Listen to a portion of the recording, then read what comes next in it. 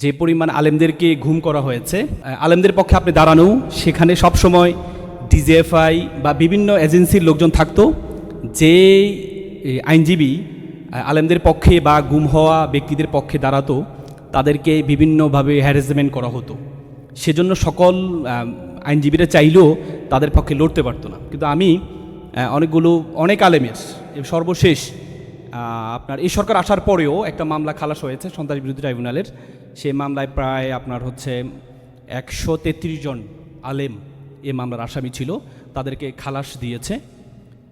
আমি ওনাদেরকে বলেছিলাম যে আপনারা যে খালাস পেয়েছেন, আপনারা পারলে একটা সংবাদ সম্মেলন করেন। ওনারা মানে খালাস পাওয়ার পরে এমনভাবে কোর্ট থেকে বের হয়ে চলে গেল, মানে আমার চেম্বারে আমার সাথে একটু দেখা করবে, মানে ভয়ে, মানে ওনাদেরকে বললাম এটা আমি কেন বলেছি, এটার ভয় পেয়ে গেছে ওনারা।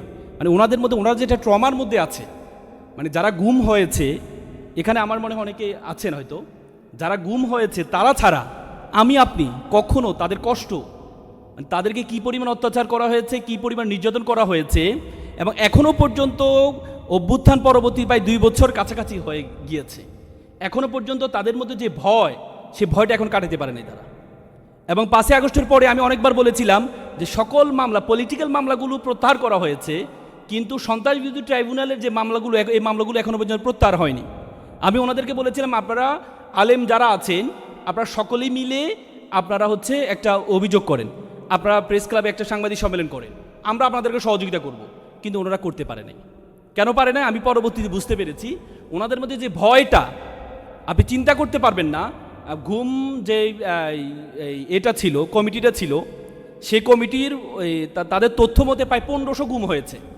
1500-র মধ্যে 747 জন বলা হয়েছে জামাত শিবিরের, তারপর 345-এর মতো বিএনপির গুম হয়েছে, এবং প্রায় 400-র মতো আলেম বিভিন্ন জায়গায় বিভিন্ন কওমি অঙ্গনের হুজুররা ছিল। এবং আপনি যদি হুজুরদের সাথে ওনাদের সাথে একটু কথা বলে দেখেন, আমি ওনাদের সাথে 5ই আগস্টের আগে এবং পরে কথা বলেছি। 5ই আগস্টের আগে ওনারা বলতেও না যে ওনাদেরকে কীভাবে নির্যাতন করা হয়েছে। ওনারা ভয় থাকতো যে আমি আইনজীবীর চেম্বারে গিয়ে আমি যখন প্রথম আমার কাছে আসছিল, আমি বললাম আপনাদের কীভাবে কী হয়েছে আমাকে একটু বলেন। ওনারা বলতো না ভয়ে, কারণ ওনারা ভাবছে যে এখানে যদি কেউ থাকে যে তথ্যরা দেয়, ওনারা আইনজীবী সহযোগিতায় গিয়েছে এ ভয়ে। 5ই আগস্টের পরে অনেকে আমার সাথে শেয়ার করেছে। আমি একটা এক্সাম্পল দিই, একজন আলেম আমাকে বলেছে যে তিনি একটা নারায়ণগঞ্জে একটা কওমি মাদ্রাসায় পড়াশোনা করত। উনি বলল রাতে 3টা বাজে আমার মাদ্রাসায় গিয়েছে, মাঝে আমি লুঙ্গি পরা ছিলাম, গেঞ্জি পরা ছিলাম, আমার লুঙ্গিটাকে পেঁচিয়ে, মানে আমরা যেরকম মালামাল কাঁদেনি না পিছনে গ্রামে, লুঙ্গিটাকে পেঁচিয়ে মুখটার মধ্যে একটা কাপড় দিয়ে লুঙ্গিটাকে পেঁচিয়ে বস্তার মতো করে এভাবে করে আমাকে নিয়ে চলে আসছে। আমি জিজ্ঞেস করলাম আমার দোষ কি, আমার নামটা কি জানেন কিনা, তারা আমার নামও জানে না, কিন্তু আমাকে নিয়ে চলে আসছে। পরবর্তীতে আমাকে ওনার ভাষ্য মতে এখানে আশেপাশে আমাদের মতিঝিলের আশেপাশে র্যাবের কোনো একটা ওনাকে রাখা হয়েছে। উনি বলল প্রতিদিন আমাদেরকে একটা সময় ঝুলাইতো, 2 হাত দিয়ে উপরে ঝুলাইতো। ঝুলানোর সময় শুধু একটা কথাই বলতো যে কি করছস বল। তো উনি বলতো যে আমরা বলতাম যে আমরা তো কিছু করি না। বললো যে জীবনে যা করছস তা বল, জীবনে কি করছি। মানে আপনারা অনেকের হাসি আসছে, কিন্তু বিশ্বাস করেন, বিলিভ অর নট, যখন উনি চেম্বারে যখন বলছিল তখন বিশ্বাস করেন আমি আমার চোখের পানি ধরে রাখতে পারিনি। বললো যে জীবনে যা করছস তা বল, তুই জীবনে যা করছস। তো ওনারা চিন্তা করলো যে যতক্ষণ না বলবো ততক্ষণ মধ্যে মার খাবো, বরং আমরা বলি। তখন বলতো যে আমি ছোটবেলায় এটা করছি সেটা করছি, এর মতো কথা তো শেষ হয়ে যেত কথা। তারপরে মানে 3টা থেকে ভোর 6টা পর্যন্ত ওনাদেরকে এভাবে ঝুলাই মারতো। তারপরে একটা ছোট একটা রুম, কবরের চেয়ে অর্ধেক, এর মধ্যে ওনাদেরকে রাখতো। আপনারা অনেকে হয়তো দেখেছেন এখন বিভিন্ন আয়নাগরগুলা। বললো যে যেদিন গোসল করতাম সেদিন আর ঘুমাইতে পারতাম না, কারণ এটার মধ্যে বাথরুম, এটার মধ্যে ঘুমানোর জায়গা, এটার মধ্যেই মানে একটা টয়লেটের, আমাদের টয়লেটগুলো যেমন থাকে, টয়লেটের কমেট যেখানে থাকে যতটুকু জায়গা ততটুকু। বিশ্বাস করুন গোসল করতাম না, কারণ আমরা যদি অসুস্থ হয়ে যেতাম, মানে ওনারা বিভিন্ন রোগে আক্রান্ত হতো, যদি অসুস্থ হয়ে যেতাম কখনো বলতাম না। কেন বলতো না? বলতে আমরা যদি বলতাম যে অসুস্থ হয়ে গিয়েছি, তাহলে আমাদের সাথে যারা সহপাঠী আছে আমরা তো সবসময় চোখ বাঁধা থাকতো, কিন্তু আমরা ইশারা কথা বলতাম, পাশের সেলের সাথে কথা বলতাম। তারপর পুলিশকে আইডেন্টিফাই কীভাবে করতাম, পুলিশের পারফিউম দেখে আমরা বলতাম অমুক পারফিউম, মানে অমুক গ্রানের লোক। মানে পুলিশকে তো আমরা দেখতাম না কে আসতো, মানে আইন শৃঙ্খলা বাহিনী কে আসতো আমরা তো দেখতাম না, আমরা শুধু বলতাম যে অমুক গ্রানের, মানে এটা বলতাম, মানে পুলিশকে এভাবে আইডেন্টিফাই করতো। তো ওনারা বলতো যে আমাদেরকে এই পুলিশরাদেরকে আমরা জিজ্ঞেস করতাম যে ভাই আমাদের দোষটা কি, বা আমাদেরকে ধরে নিয়ে আসলে আমাদের দোষটা কি, বলতে তোদের কোনো দোষ নেই, আমাদেরকে একটা কোটা দেওয়া হয়, এতজনকে আটকাইতে হবে, আয়না করে এতজনকে রাখতে হবে, আমাদের একটা কোটা দেওয়া হয়, কোটাটা পূরণ করার জন্য তোদেরকে বিভিন্ন জায়গা থেকে নিয়ে আসতাম। বিশ্বাস করে ওনারা বললো আমরা যখন অসুস্থ হতাম, অসুস্থ দেখাইতাম না। কেন দেখাইতাম না? কারণ আমরা দেখেছি আমাদের পাশের সেল থেকে যারা অসুস্থ হয়ে যেত এদেরকে তো হসপিটালে নেওয়ার সুযোগ নেই, এদেরকে কী করতো বিভিন্ন বিভিন্ন জায়গায় জঙ্গি নাটক করতো, নাটক হইতো। আমরা দেখতাম যে আওয়ামী লীগ আমাদের বিভিন্ন জায়গায় জঙ্গি নাটক হইতো, আমরা দেখতাম যে অমুক জায়গায় জঙ্গি ধরেছে, 3 জনকে ক্রস পাই দেওয়া হয়েছে, এই গোলাগুলিতে এতজন আহত, এতজন নিহত হয়েছে। যারা অসুস্থ হইতো তাদেরকে জঙ্গি নাটক করে ওখানে তাদেরকে মেরে ফেলা হইতো। তো এই জন্য আমরা দেখতাম যেহেতু যদি বলি আমি অসুস্থ তাহলে তো আমাকে মেরে ফেলবে, এ ভয় বিশ্বাস করেন আমরা কখনো বলতাম না আমরা অসুস্থ হয়েছি, আমরা কখনো বলতাম না। মানে তারা যে একটা ট্রমার মধ্যে ছিল, কি ভয়ঙ্কর ট্রমার মধ্যে ছিল আপনি চিন্তা করতে পারবেন না। এভাবে তাদেরকে নির্যাতন করা হয়েছে দিন কি রাত, এবার 6 মাস 7 মাস।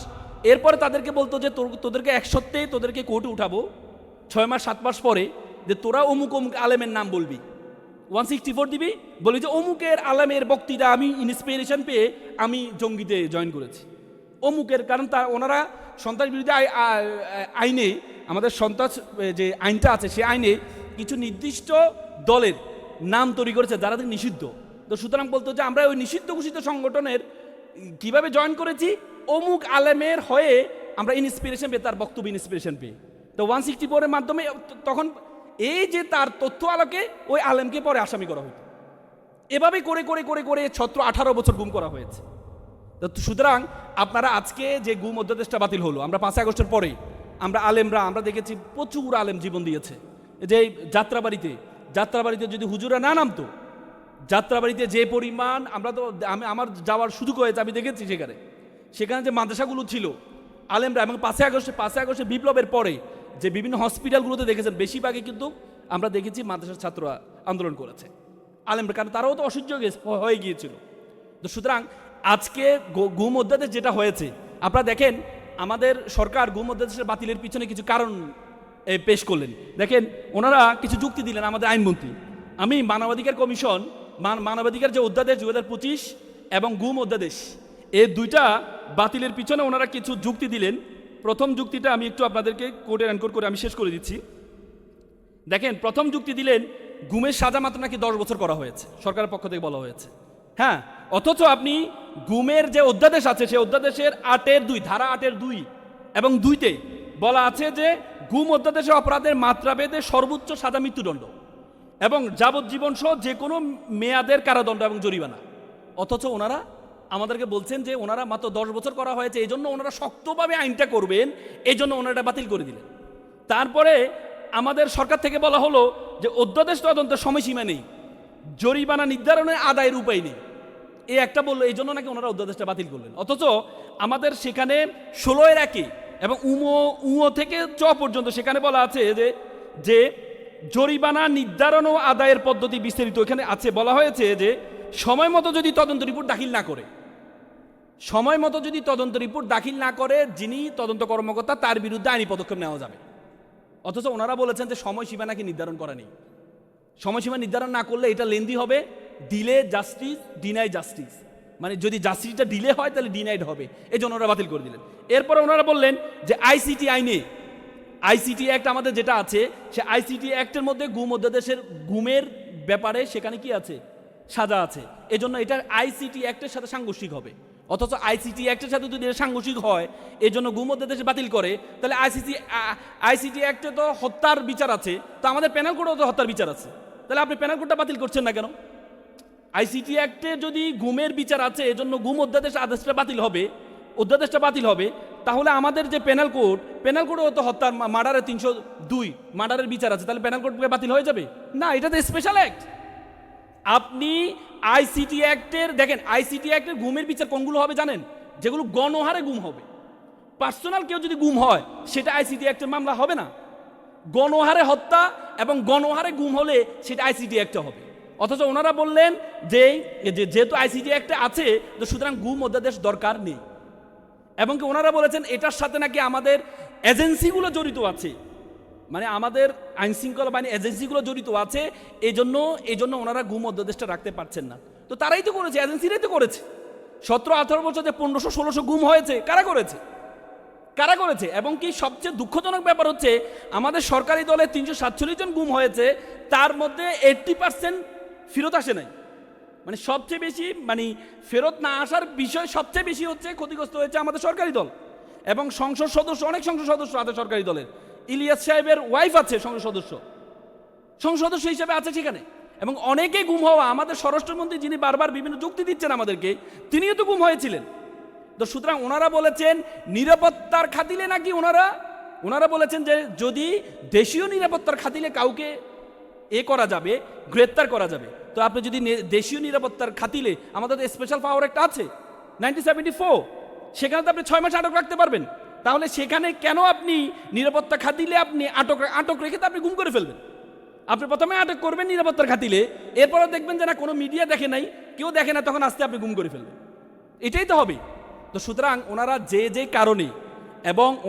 যে কারণে ওনারা বলছেন মানবাধিকার কমিশন মানবাধিকার অধ্যাদেশটা বাতিল করলেন, কারণ এটা নাকি কোনো মন্ত্রণালয়ের অধীনে না। তো যদি মন্ত্রণালয় অধীনে হয় তাহলে তো এটা আবার নির্বাহী বিভাগের অধীনে চলে যাবে। আমাদের যে সচিবালয়, আমাদের আইনের আমরা দেখেছি যে সচিবালয় অধ্যাদেশ করা হয়েছে, কারণ আপনারা জানেন মাজদার হোসেন মামলার মাধ্যমে নির্বাহী বিভাগ থেকে বিচার বিভাগ আলাদা হয়েছে। কিন্তু নিরপেক্ষ সচিবালয় না থাকার কারণে এতদিন পর্যন্ত আমাদের বিচারক যারা আছে তাদেরকে নিয়ন্ত্রণ করতে হচ্ছে সচিবালয়। পরবর্তী আমাদের সরকারের 31 দফায় তারা বলেছেন তারা সচিবালয়, নিরপেক্ষ সচিবালয় করবেন। এবং কি বেগম জিয়ার 2030 যে ভিশন, সেই ভিশনে বলেছেন উনি বিচার সচিবালয় করবেন, এই সুপ্রিম কোর্টে আলাদা সচিবালয় করবেন। এবং কি ইশতেহার, সরকারের সর্বশেষ যে ইশতেহার আছে সেই ইশতেহারও বলেছেন। এবং কি ওনারা যে নোট অফ ডিসেন্ট দিয়েছেন জুলাই সনদে, সেই নোট অফ ডিসেন্ট সচিবালয়ের ক্ষেত্রে দেন নাই। অথচ সে সচিবালয় হওয়ার পরে ওনারা অধ্যাদেশটা বাতিল করে দিলেন। এবং কি আমাদের মানবাধিকার কমিশনের অধ্যাদেশটা বাতিল করছেন, কারণ এটা নাকি কোনো মন্ত্রণালয়ের অধীনে না। এবং কি আমাদের মানবাধিকার অধ্যাদেশে যে খুব গুরুত্বপূর্ণ একটি ধারা ছিল যে মানবাধিকারের যে চেয়ারম্যান আছে তাকে যদি বাতিল করতে হয়, একজন সুপ্রিম কোর্টের আইনজীবীকে, একজন সুপ্রিম কোর্টের বিচারককে যেভাবে বাতিল করার প্রক্রিয়া, সেই প্রক্রিয়া মেনটেন করতে হবে, না হলে তাকে বাতিল করতে পারবে না। অথবা ওনারা চাচ্ছেন মানবাধিকার এবং কি সবচেয়ে মূল জায়গায়, যে জায়গায় তারা এটাকে বাতিল করেছেন, আমি এটা বলে শেষ করছি, মূল জায়গায় এটা হচ্ছে মানবাধিকার কমিশন চাইলে গুমের ব্যক্তিগতভাবে ওনারা তদন্ত করতে পারবেন সরকারের অনুমতি ছাড়া। এতদিন পর্যন্ত করেছে সরকারের অনুমতি নিয়ে। যে সরকার গুম করবেন সে সরকারের অনুমতি আপনি নেবেন, এটা কেমন কথা? আমাদের দুদকের মতো। আমাদের দুদককে প্রধানমন্ত্রীর অধীনে করা হয়েছে, অথচ দুদক যদি প্রধানমন্ত্রীর দুর্নীতি নিয়ে যদি কোনো রিপোর্ট করে পারবে? কারণ সে তো প্রধানমন্ত্রীর অধীনে। আপনি কারো অধীনে রাখবেন আবার তার এগেনস্টে রিপোর্ট করবে, এটা কি হয়? এজন্য দুদক অধ্যাদেশে বলা হয়েছে যে এটাকে স্বাধীন করা হবে, প্রধানমন্ত্রীর অধীনে থাকবে না। অথচ ওনারা কি করলেন? এটাকেও বাতিল করে দিলেন, কারণ প্রধানমন্ত্রীর অধীনে থাকবে। এই মানবাধিকার কমিশনকে সেম, গুম সরকারের অনুমতি ছাড়া, বলা আছে যে সরকারের অনুমতি ছাড়া এতদিন পর্যন্ত ব্যক্তিগতভাবে যদি গুম হয় সে গুমে তদন্ত হতো না। এবার আমাদের অধ্যাদেশে বলা হয়েছে না, মানবাধিকার কমিশন যদি কোনো ব্যক্তির অভিযোগ পায় তাহলে ওনারা নিজেরা তদন্ত করে কোর্টে একটা করবেন, এই পিটিশন দিবেন, পিটিশনের পরে মামলা রুজু হবে, পরবর্তীতে এটাকে করা হবে। কিন্তু এটাও ওনারা বাতিল করে দিলেন, কারণ ওনারা চান না সরকারের অনুমতি ছাড়া কেউ কি করুক, ঘুমের করুক। সুতরাং এটা আমাদের জন্য খুবই দুঃখজনক। আমরা মনে করি একসাথে 17-18 বছর আমাদের যে সরকার, বর্তমান সরকার নির্যাতিত হয়েছে, আমাদের প্রধানমন্ত্রী নিজেও নির্যাতিত হয়েছেন, দেশে ছিলেন না উনি। এবং কি আমরা দেখেছি এ পর্যন্ত যত অত্যাচার নির্যাতন সহ্য করেছে। তো সুতরাং আমরা মনে করি এই সরকারের শুভবুদ্ধির উদয় হবে এবং আমরা 2/3 মেজরিটি নিয়ে সবচেয়ে বড় অ্যালার্মিং। এ পর্যন্ত বাংলাদেশে যত 2/3 মেজরিটি পেয়েছে যে সংসদ, এই সংসদটা এভাবেই চরম আকার ধারণ করেছে এবং কি তারা নিজের দলের জন্য ক্ষতি সবচেয়ে বেশি করেছে। আমরা 71 পরবর্তী দেখেছি 2/3 মেজরিটি পাওয়ার কারণে শেখ মুজিবুর রহমান কি করলেন? বাকশাল কায়েম করলেন। আমরা পরবর্তীতে 2001-এ দেখেছি 2/3 মেজরিটি পাওয়ার কারণে পরবর্তীতে আমাদের যে বিএনপির নেতৃত্বে যে সরকার ছিল সেই সরকার বিচারপতির বয়স বাড়িয়েছেন। এই যে পরবর্তী 1/11 যেটা হয়েছে, কেন হয়েছে? 2/3 মেজরিটির কারণে। এবং কি বর্তমানে আওয়ামী লীগ সরকার যে তিনটা ট্রাম করেছে 2/3 মেজরিটির কারণে। যে তত্ত্বাবধায়ক সরকার জন্য ওনারা আন্দোলন করেছেন, সে তত্ত্বাবধায়ক সরকারকে ওনারা বাতিল করে দিলেন। তো সুতরাং আমরা এই 2/3 মেজরিটি আমার জন্য বড় অ্যালার্মিং। তা আমি মনে করি আমাদের সকলের শুভবুদ্ধি উদয় হবে। সবার আগে বাংলাদেশ আমরা মনে করি, যেহেতু আমাদের সরকার বলেছে সবার আগে বাংলাদেশ, সবার আগে বাংলাদেশ জাতীয়তাবাদী দল আমরা বিশ্বাস করি না, আমরা বিশ্বাস করি সবার আগে বাংলাদেশ। তো সবার আগে বাংলাদেশের জন্য আমাদের গুম অধ্যাদেশ এবং মানবাধিকার অধ্যাদেশ যেটি হয়েছে সেটাকে আমরা পুনঃস্থাপন আবেদন করছি। সকলে ভালো থাকবেন, সুস্থ থাকবেন। আসসালামু আলাইকুম।